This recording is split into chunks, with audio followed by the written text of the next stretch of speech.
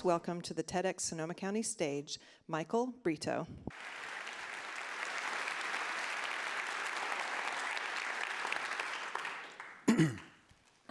I wish I would have learned how to play an instrument growing up because I don't know how to play one.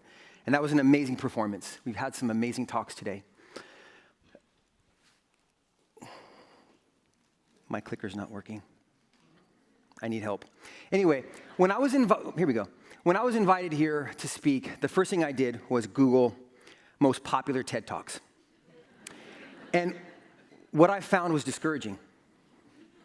And I was discouraged because I was inspired. I wanted to change the world.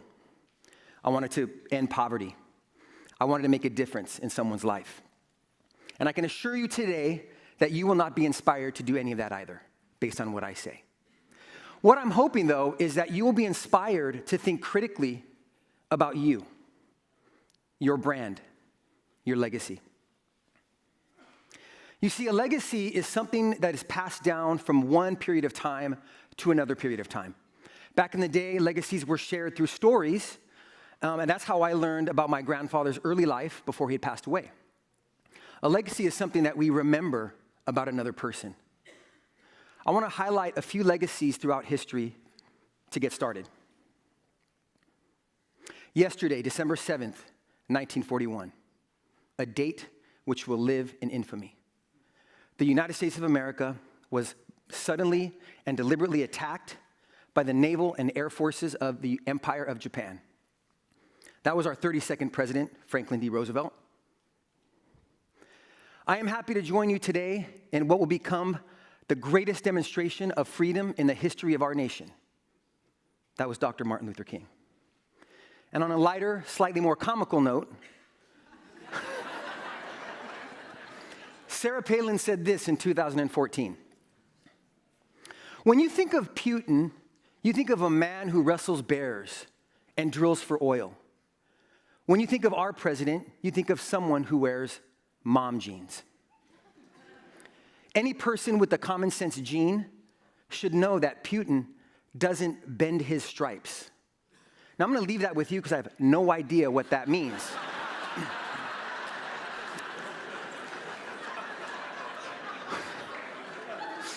But what's trending on the internet today, my friends, amongst everything that the speakers were talking about earlier today, is you. You see, legacies aren't passed down from generation to generation anymore. Legacies are real time. They're dynamic. See, your brand is like the stock market. You know, Monday, you're trending down, Tuesday, you're trending up, and Wednesday, you might level out. And Time magazine was right over 10 years ago. They said the same thing that I'm telling you today. You were chosen as Time magazine's Person of the Year. It recognized the millions of people across the world who publish content online to sites like MySpace and Wikipedia and YouTube. And Time was right. We are a society that is obsessed with social media. One study estimates that there are 1.8 billion photos uploaded and shared to social media sites every single day. There are 6 billion hours of video being watched on YouTube alone every month. You see, the barrier to entry to do this is minimal. There is none. Anybody can take out a mobile device, snap a photo, upload it, and share it with the world. Why do we do this? For some, it's ego.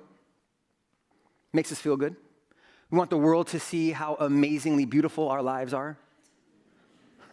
I'm guilty of that sometimes. For others, we want to be influential. We want to become thought leaders and be recognized as people in the industry and in our communities that are making a difference.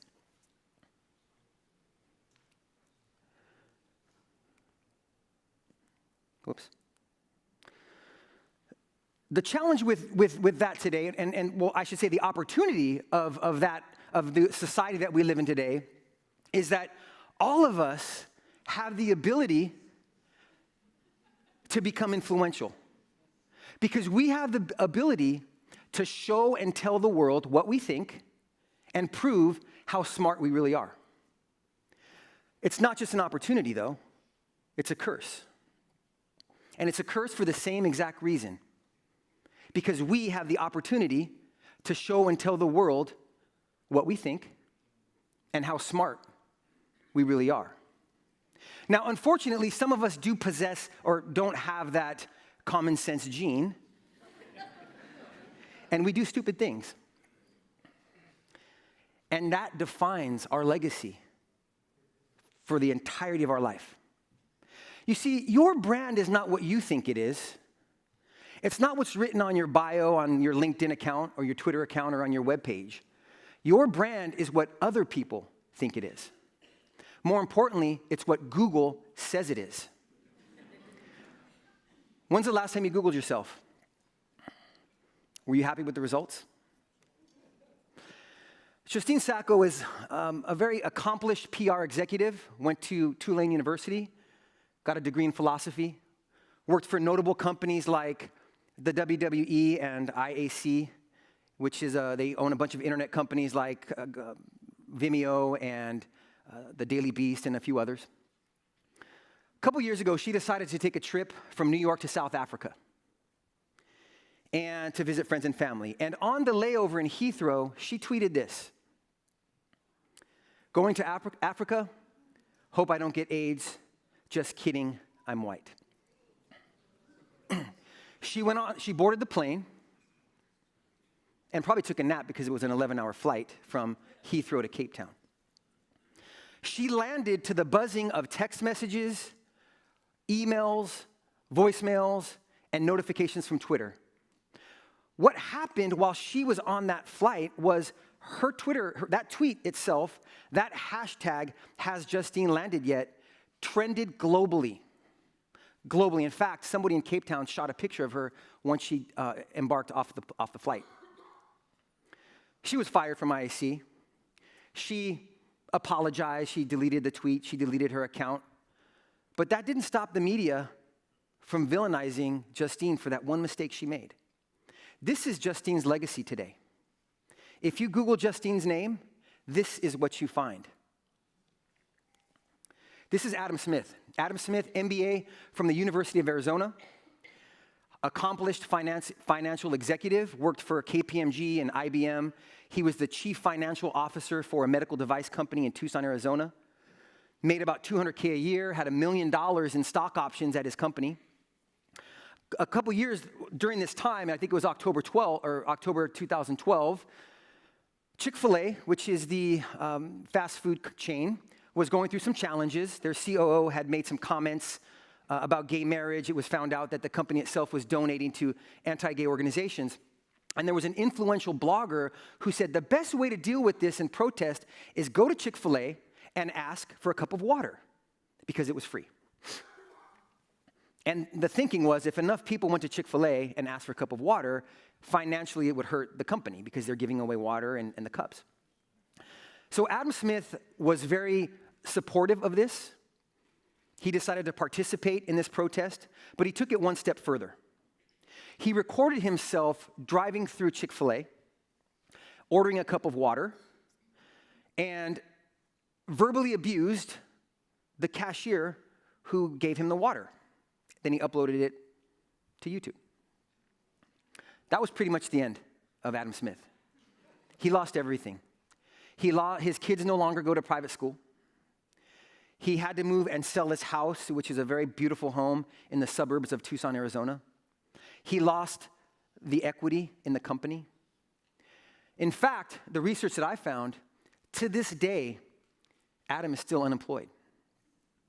And he's feeding his family with food stamps. Very, very sad story. But that is what we're dealing with today in today's digital economy. I want to leave you with a few parting words as we close up here. Find and use that common sense gene. If there's a pill that has, take it.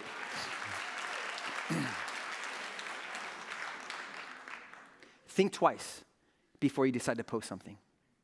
It sounds like common sense, but we all know that common sense isn't always that common. Nothing is private. You've heard the speakers earlier. There's so much data in the world. It's all accessible by anyone and everyone. Be careful how you react. Adam was very emotional.